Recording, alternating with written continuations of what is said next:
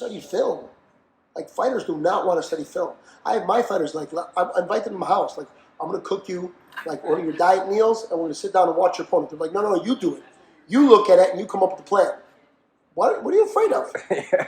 What don't you want to see? They just want to do the spark notes. Yeah, exactly. That's not going to get it done. Exactly. So I prefer to sit there with him and go over, for that matter, if we have multiple coaches. Now, when coaches are making big money, when fighters make big money, you can even afford to spend more time together. If you have coaches that are making, $50,000 or less, and the coach's cut is 10% of that, you chop up $5,000.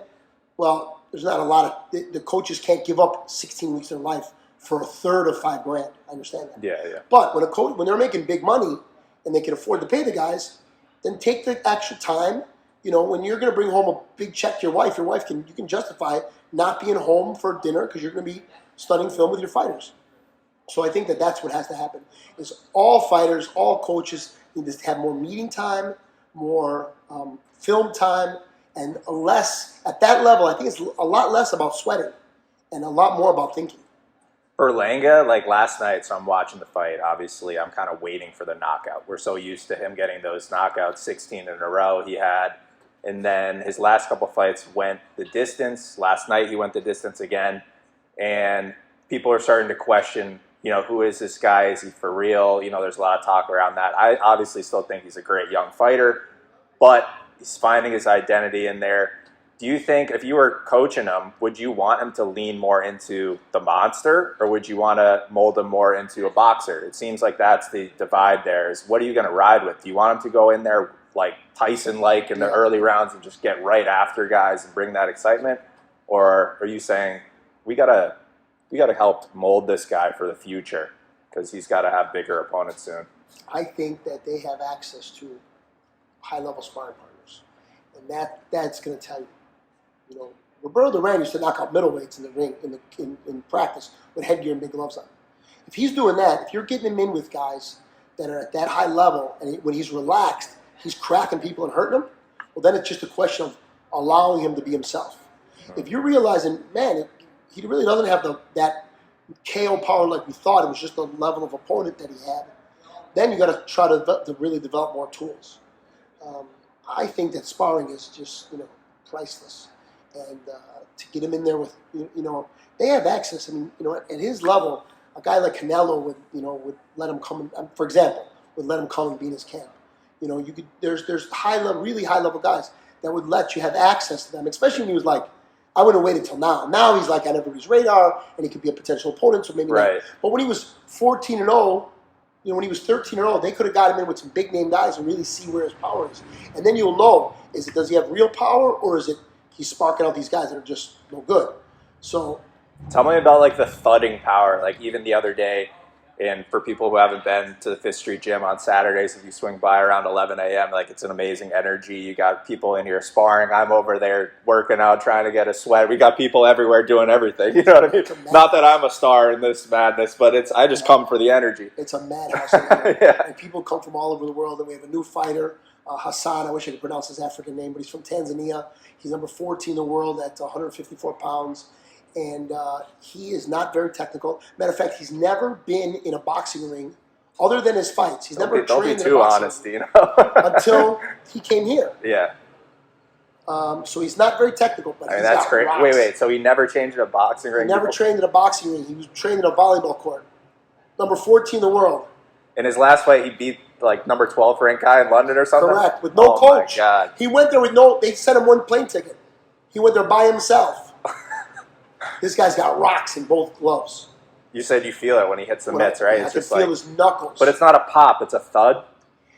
Like describe the difference. Like people talk about how kind of like Foreman had that thudding. Like it's not. It's neither one of those. It's like he's got. It's like he's cheating. Like he's got something in his gloves. It's illegal. He's got the plaster going. It's not like he's smacking my hand back. I can feel it in my palm. His knuckles penetrating through the leather.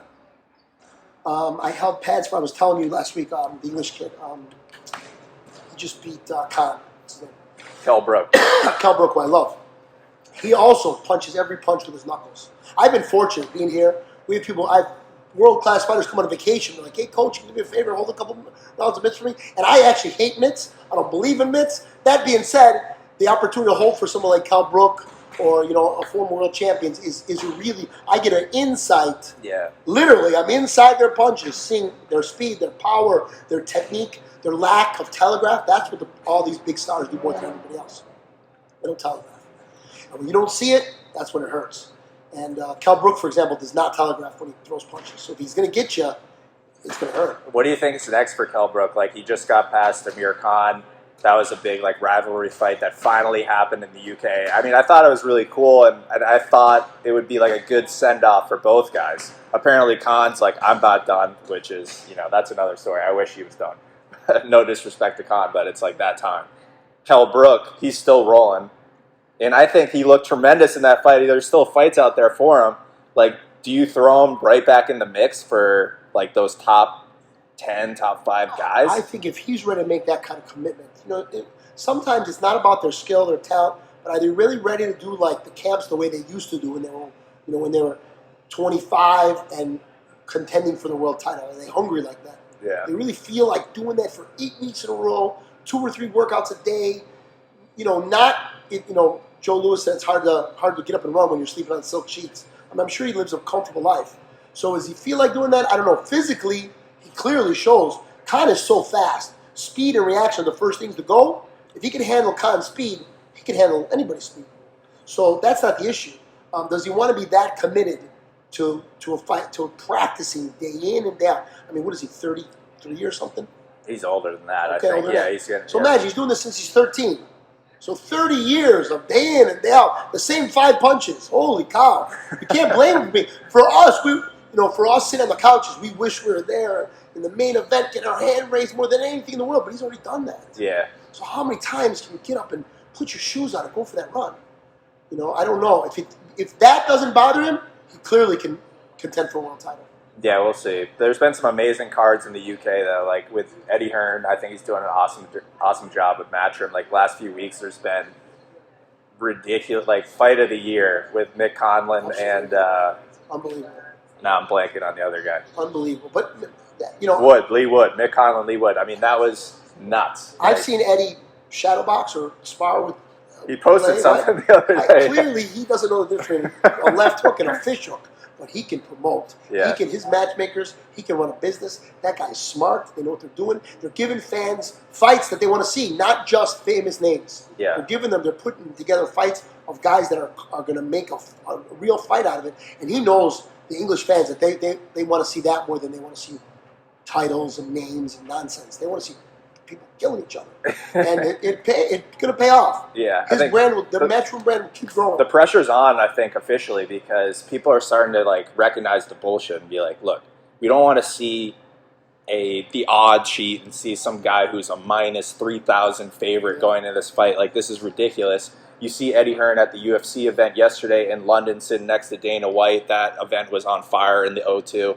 And no one puts on better fights like the UFC. They make it super competitive. I think Eddie Hearn's learning a lot from Dana White and clearly buddies with him. And I think it's rubbing off in a good way. He understands, look, the fans want to see high-level competitive cards, not just the main event. They want to see from the top down excitement, and he's starting to do it, I think, in the UK. It's awesome. Well, nobody wants to spend 3 hours waiting for the fight. Yeah. You want to watch good fights. Real fight fans go with the prelims.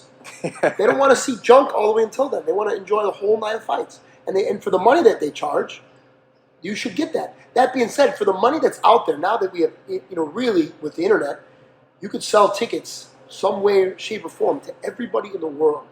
Maybe in poorer countries they sell them for less, but before you never got 1 penny from those countries. There's so much money out there to be had for the promoters and the fighters. If I were someone like Kell Brook, I would they'd have to drag me out of there. I'd be like Brady. I wouldn't retire for anything. Yeah, but I don't better fights where it's at. That's how it used to be. You used to be able to get bangers in there all the time. You didn't have to be undefeated. Things got convoluted with Mayweather being 50-0, and that became such an issue. But now, when I first started getting involved in boxing, there used to be a book. It looked almost like a Bible, and that was the records of everybody for the whole year. You couldn't go on BoxRec and realize the guy just lost So this was like a real encyclopedia box rec you got to flip through and like. And you look and you saw the guy lost last year, and you tried to judge. So in turn, you went to every fight as a coach, as a manager. You don't know what you're getting. As a wannabe, as a water boy. I went to every single boxing match I could get my hands on. I would go, and you try to see, and you typically, most of the fights, you'd almost always fight local people, unless it was for something important, Because you don't know who you're going no to see. idea. You're just going to show up like. You had no idea who you were Yeah. going to see. Guy's 14-0, and then you look, by the time he fights you, he could be 17-0, or he could be 14-3. He could have fought 3 times. So you have to do your homework, all these things. Everything that requires anything successful, you got to do your homework. So it's easier to do your homework these days, but even the fans can do their homework now. They can go look and they can say, "Oh, this guy's 20, he fought nobody. He's from Kansas. He's never fought anybody ever. The best fighter he fought was 11-30. Right. And then you realize what you're getting. And then after you watch that bad fight, then the next time you're not paying next time. Exactly. Learn your lesson. So Daniele is fighting soon in Italy.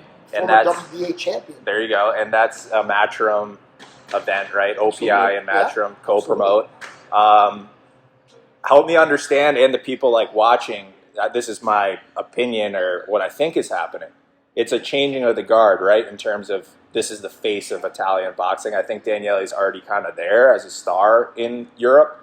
But this is like an official passing of the torch, right? As Daniele now is the face of Italian. Yeah, that kid's a little older, DeCarlos. He's a tough guy that will come in super good shape. I mean, you look at him, he couldn't be built any better. He couldn't be any fitter. I think he works out year-round. Unlike Daniele, who's not afraid to put on a few pounds, I think DeCarlos stays on it all the time. That being said, Daniele's much bigger, they listed at the same height, but I saw them stand next to each other. Danny's a little bit taller. He's got longer arms, so we feel confident that if we do our homework.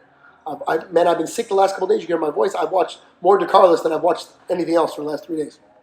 So that being said, I watched it alone.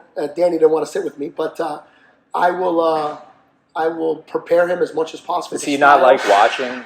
Like he likes just hearing the advice from you. He doesn't like seeing it himself. Is that like he doesn't? He wants me to essentially digest it for him and give it to him the way I've been giving it to him, his whole career. And a lot of my fighters are like that. And I don't think it's just they have supreme confidence in me because I may not have a stable like some people have, but we are very close. And my fighters are like family, literally. We go to each other's houses and we eat dinner together with our families. We travel together. When when Danny fights in Italy, my whole family will come out and we'll spend time together. So we have there's obviously a super high level of trust. That being said, I always think the more homework, the better. But Danny will come in super good shape. His cardio is he's got to get. Some guys got power, some guys got speed. A lot, they have all these things that everybody gets more experience as they go. But no one's got a gas tank like this kid. Yeah, I've never seen anything like it. I've seen it in the gym. Some of the sparring sessions. It's incredible how he melts guys in the later rounds, and it's not the best comparison at all, but it's an easy one to make. I think for the listeners is if you look at a guy like a Nate Diaz. I'm not really comparing them style-wise, but in terms of breaking up the will, you look at a guy in the UFC, Nate Diaz, he's always in your face. When is this guy going to slow down? He's not going to. He's going to be there till the end. I think Danny has those traits. The difference is that in between the rounds, Danny winks at you, smiles at you, tells you what good job you did. He's not giving you the double bird. He's not even making you mad. It makes it even. I think it's worse. At least Nate will light a fire under you, maybe give you another round. This kid hugs you and takes the fight right out of you. So he's a really nice guy. He's salsa dancing. Really nice. He's got He couldn't be having. He makes the most. He would rather. If you ever seen his Instagram, he'd rather be on a yacht in the Mediterranean. That being said, he really has a good time training. Yeah, he's got the bad boy look down pat. So I think he's got some big advertisers coming in. In Italy, it's remarkable. I was in a pizza restaurant in the middle of the night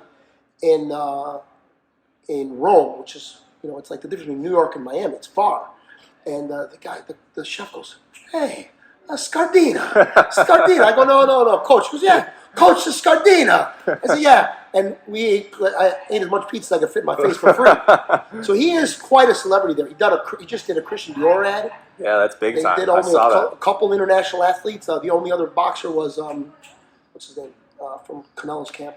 Mikey Garcia, not Mikey Garcia. Ryan Garcia. Yeah. And Talk about another guy who's leaving town. I mean, he's joining Joe Goosen, which is interesting. But if I were a fighter, out of all these famous coaches, he's the only guy I would go to. yeah, great choice. It's just interesting for him to leave Canelo's camp. It's like, wow, like the pound for pound #1. You don't want to be around that. Yeah. Maybe he feels like he's not getting enough attention. Yeah. How can you give him enough attention if they're training at the same time? It's impossible. You're only one. You're only one man. You can only give so much attention. Number two is if you're making $5 million on a Canelo fight, or as a coach, or you're making $1 million on a Canelo fight, whatever his cut is, and you're making 50,000, it's just natural. It's just natural. Yeah. Well, let's go back to Italy for a second, because what is Dino eating next? I know you've been talking about that. You've been posting on Instagram. You've been highlighting a lot of local spots in Miami. I'm Catholic. So Lent has come, and I have given up everything that I love for Lent. I've given up pasta, pizza, all desserts. So that's why Dino has not are you invited to Sunday dinner with the family? I mean, you got the Italian roots. What are you eating? It's been canceled. So it's been sad. But nevertheless, I'm like almost 20 days in. We got 20 some odd days to go, and Lent will be over when I'm in Italy. So everybody will see a lot of what is Dino's eating next. Breakfast, lunch, and dinner when I get off that plane. All right, we got some food content coming then. Absolutely. That's good. With the jiu-jitsu as well, you got the shirt on. You got the recent win. I competed. I haven't competed in a long time in anything. And my daughter, I started her jiu-jitsu during pandemic. And I started doing it with her because I want to lead by example and not force her to do something she doesn't want to do, because it's a very uncomfortable sport. That being said, for all the parents, especially of daughters out there, like 60% of the curriculum is taught from the rape situation. Literally, you're on your back with your legs open, and I want her to be able to defend herself from that situation. It's something that most people quit. The attrition rate in jiu-jitsu is astronomical.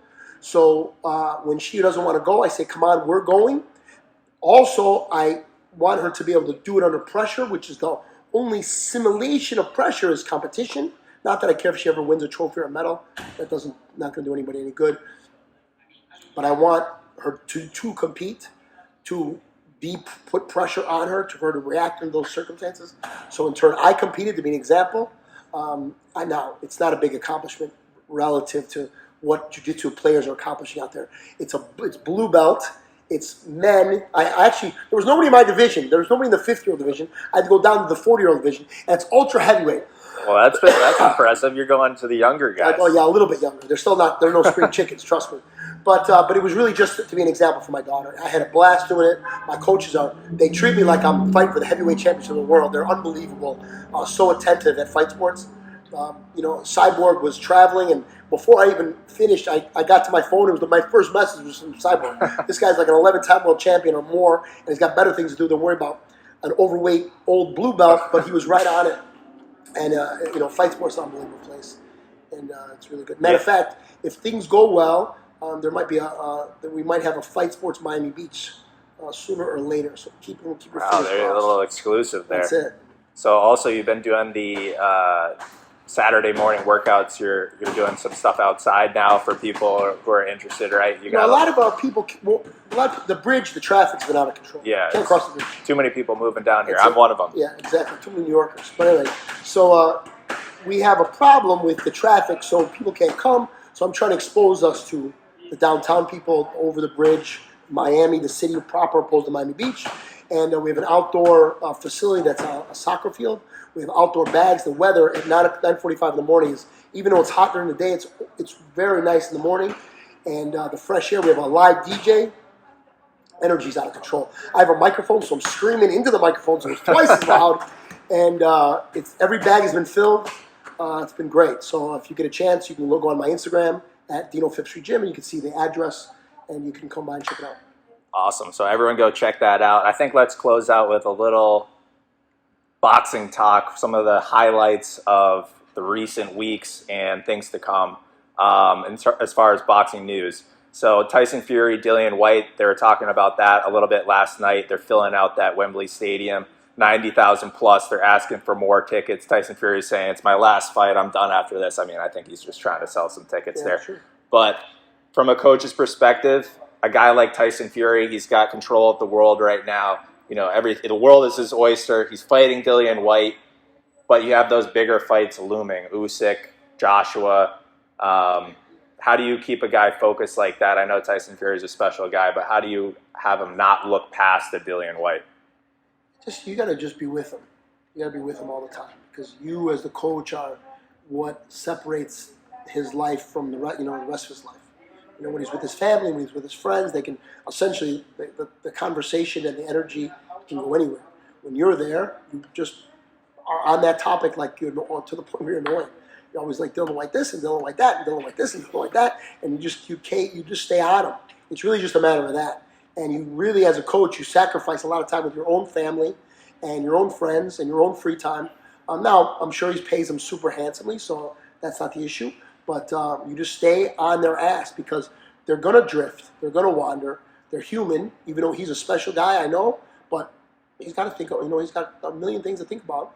He's got options. The danger of it is, and you even see when someone that gets just to like Danny's level, they can't help themselves, but they almost try to become the coach. There's things, they're always like making, can we work on this? Can we work on that? Can they start asking very leading questions that you can see they want to, this is what they've come to the conclusion of. And you may or may not, you may disagree, and you have to stand your ground and not let them decide that we're going to do this today. Or it's very easy for them to, after sparring, like, I'm going to get out of here. It's very easy. Like, they did a great job of sparring. Yeah, let them out of there. When normally they would have done 400 abs and 100 neck exercises. So it's just being consistent, and they expect that of you. They don't. If you are inconsistent, that's when you get the problem. If you let them go out for sparring one day, and the next day you got to stay and do your abs, now you're a jerk. If you've always made them stay and do abs, then you are who you are. Yeah. But it's easy. It's tiring to fight with someone that is someone as strong personality as these people are. I mean, to try to argue with Tyson Fury has got to be a nightmare. But even if he wins the argument, if he leaves and doesn't do his abs or whatever it is, you have to show your consistency, and that is what's going to keep them on track. That's the one thing they need to count on. I know that I got so lucky to be mentored by Angelo Dundee, and Angelo Dundee was Angelo Dundee day in and day out with all the fighters. He let them be themselves, but he stayed the same. Yeah. There's certain things he never gave in on. He never did pads, and he never had anybody hold pads. He never let them play music. He never let them play music. He screamed at me for music and pads. And I had it on because it's kind of the atmosphere in the gym, and pads are such a common thing. I can't understand the no music. I mean, that's the one thing for me. The no music is that the fighters need to find their own rhythm. Gotcha. Okay. And that and if you see during sparring or even training the bag, you want to find your, you don't want to bounce along to that baseline. Yeah, that's interesting. Yeah. And you could see a lot of fighters have danced with the stars. They've all been terrible. They're not good dancers. What makes them so special is their own rhythm. Their opponents can't find it. They can't figure it out. They can't pick it up. They all throw jab, cross, hook, and uppercuts. What makes them special is that little bit of, they're just a little off. Yeah. And that's just enough to offset someone that is equally talented but can't catch their rhythm. And that really shows. And that's why, and I have some coaches, we play music during sparring, just on all the time. Now, if you've ever been to a professional fight, obviously you have, the music in there is loud in between rounds. Yeah. It's not quiet. No. So I try to create that atmosphere of energy, people. I like when the people yell out, they have no business. Dad, hit him to the body, jab, use your... Please, that's real fighting. Your dad's in the front row, I don't know what the fuck he's talking about. He's screaming to do something, and you've heard that voice since you're an infant, and now I'm telling you to do the exact opposite thing. Let your dad come and yell. I love when, I'll never think of his name now. He's from California. He comes here to spar with his dad. He's a 140-pound contender, 135-pound contender. Come on, help me out here. Valdez? No, he's a black kid, a black American kid. Great kid, great family. Devin Haney. Thank you. Devin Haney's the best. Yeah, I should be on like Jeopardy or something. Exactly. Boxing Jeopardy. Devin Haney is the nicest. Please and thank you. His dad's always like, "Oh, thanks for having us." Blah blah blah blah. They couldn't be any more soft spoken. Literally, they hug and kiss me when they walk in the door. They go in the spar, and their dad starts talking crazy trash about our fighters. Don't they have also? I've seen in like the whatever you call it, 24/7 or back, whatever. and you have Devin Haney has his dad, and then he also has some guy like wearing these big Coke bottle glasses who just talks shit the whole time. Absolutely. And that's all he just. My fighters are like, why do you let him come here and do that? Tell him to shut up. It's like a personal I don't want hype him to shut up. I want them to do it because that's what's going to happen. You're going to fight people like that, and you're going to get that. Get used to it. Who cares what Devin Haney's dad says? Yeah. What's the difference? Why are you getting back that shit? It changes how his son can fight his ass off. He's smacking your mouth. You think that's what matters? The fact that Devin's kicking the shit out of you, not that his dad is talking. If you can't concentrate on someone throwing punches 150 miles an hour at your face, you better get a new job. So I encourage that. One time it was great. We had a Kazakhstan fighter here. A kid barely spoke English. And Devin Hayes' dad's telling him, you want to quit? You want to quit? That's it. I know you want to quit. You want to quit. And the kid's ice cold. We call him the Iceman. He's got no response to anything. You can buy him a new car. He wouldn't even smile. He's got no reaction to anything. So then he's yelling and yelling. Then the round's over. I go, by the way, he doesn't speak English. And the whole gym busts out laughing. But it's fun, like that. Like, okay, so I got a little jab in on the dad, and the dad gets one on me. Like, who cares? Yeah. Real fights, that happens. Real weigh-ins, that stuff happens. You're gonna get all upset because of that. So I encourage all that stuff.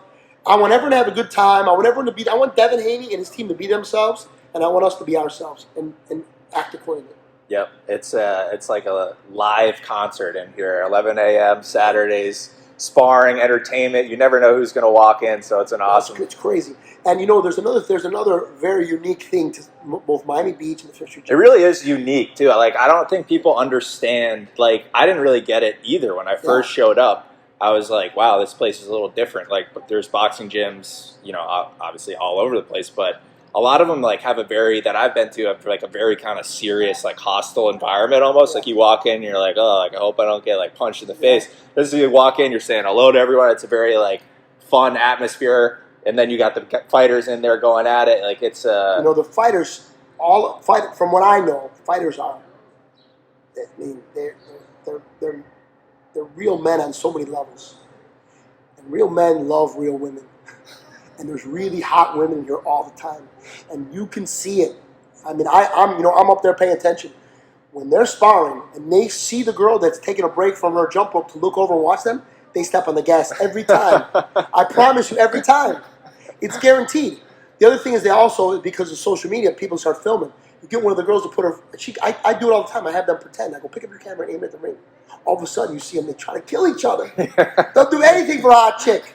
So that just adds one more element, which is what it's like in the real fights. Real fights, look in the front row. It's all celebrities. It's all movie stars. It's hot chicks all over the place. The ring girls are superstars. So that makes it more and more realistic, and that's why people love coming here to spar. Devin Haney comes here. He's on vacation. He's not even training. He comes here just because it's so much fun. I'm not sure he goes on vacation either, right? I mean, he's one of those guys he keeps his body tight all year round. He seems like he's one of those guys always in the gym. That's the kind of guy he is, Right. So, but he's not in camp per se, and he's out here working. And he's a guy, I think he's different than a Ryan Garcia, right? I mean, it's pretty obvious right now. No disrespect to Ryan. I think he has a great win over Luke Campbell, but clearly he's not.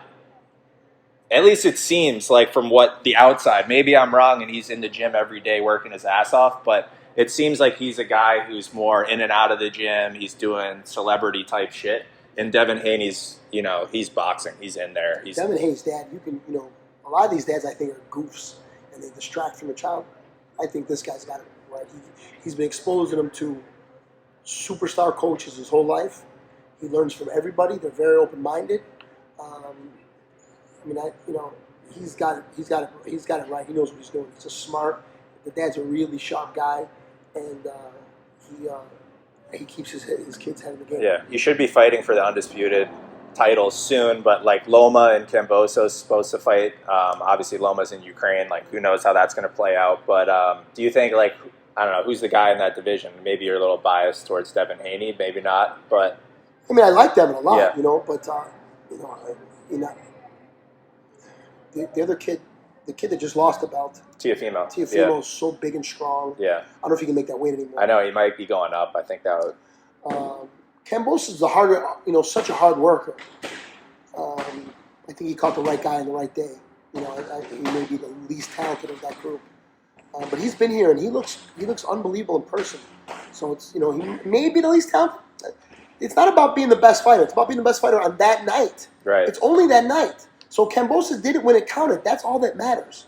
That's all that matters. Nothing else. All your potential and all your past are all bullshit. It matters right now, that night, and that's all that counts. And he did it, and that's why he's got all the belts. And he deserved it. His team is good. His coach is good. So they got what they deserve.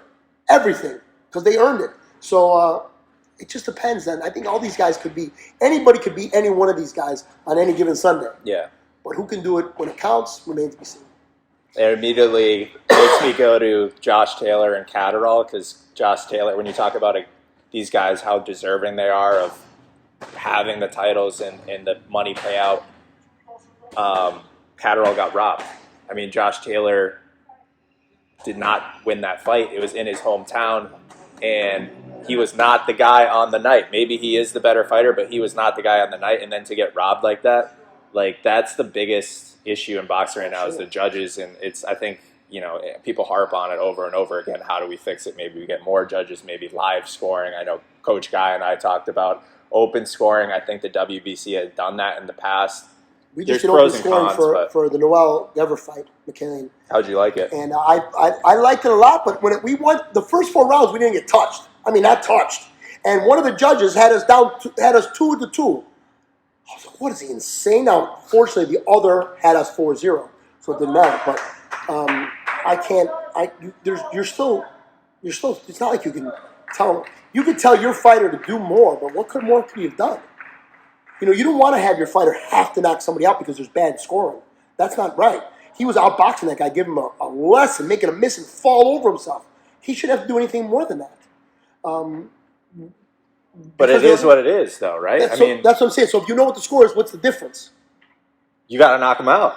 Okay, and then you don't, and you should have won. It's not right, but if that's what it is, I mean, I guess it gives you would one. you rather know? Option. You rather know, right? I'll tell you though. When I'm in, I was once. We were fighting for the European title, Bilal Lagoon at I want to say cruiserweight, maybe light heavyweight, and we were fighting in Croatia, and we were fighting a Croatian fighter for the belt, and I said, man, you better finish this guy because they're going to rob you. I'll tell you right now. I'm in the corner on the microphone yelling at him, you're winning. It's not enough. I need a knockout. So he winds up winning a decision. And it was chaos, the whole thing. The brother of the fighter was the president of the Croatian Hells Angels.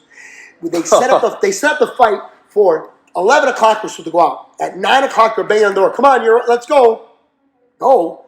But I was a kid at the time. Most coaches are usually we're in our 40s and 50s and 60s, and these kids are in their 20s.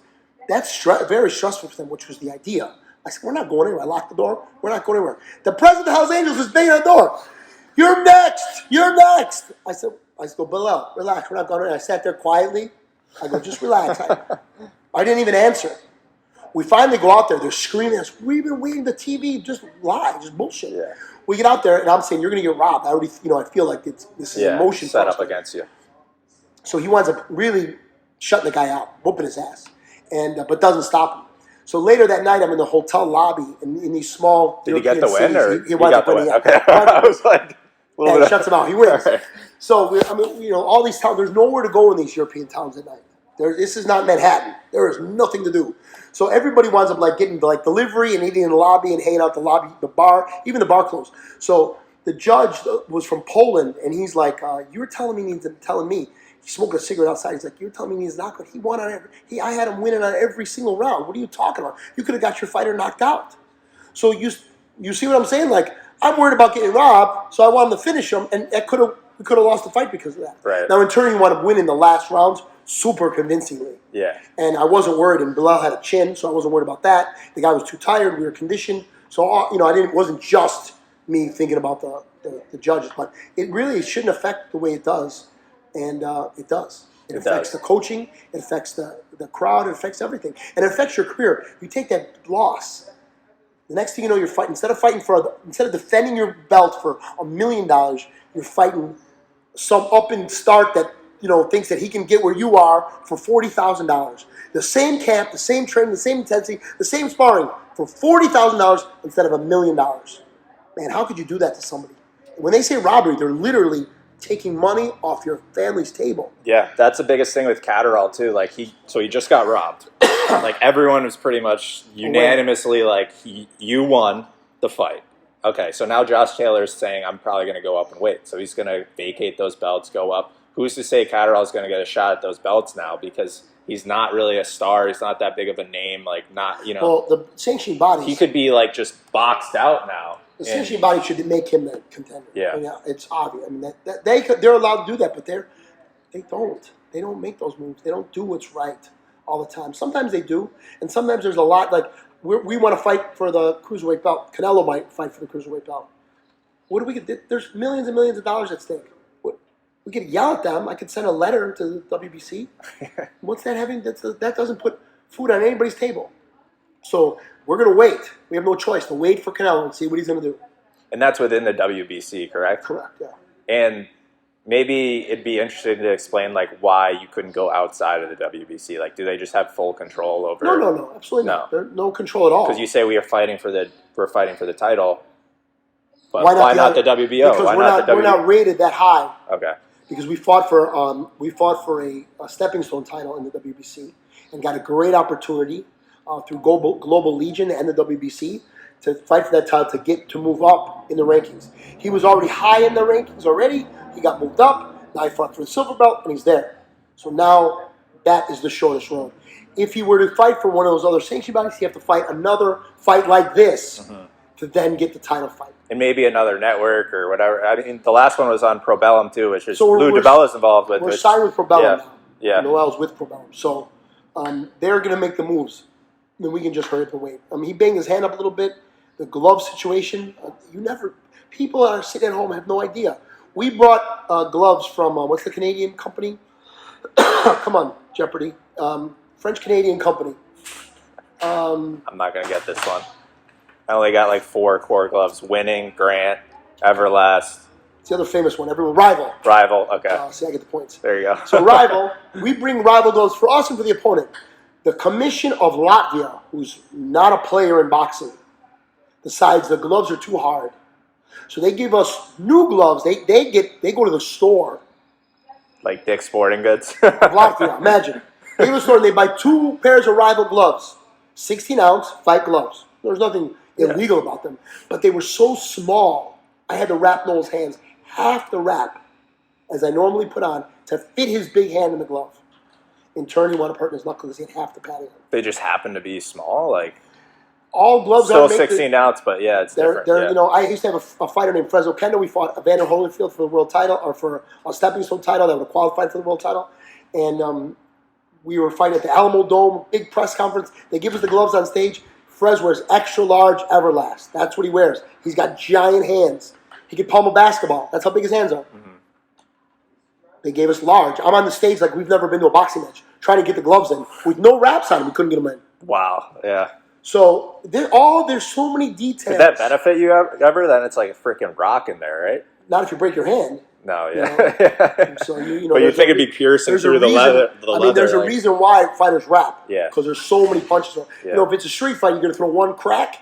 You don't need to have your hands wrapped. You're going to throw 200 punches. You better be prepared. Wow.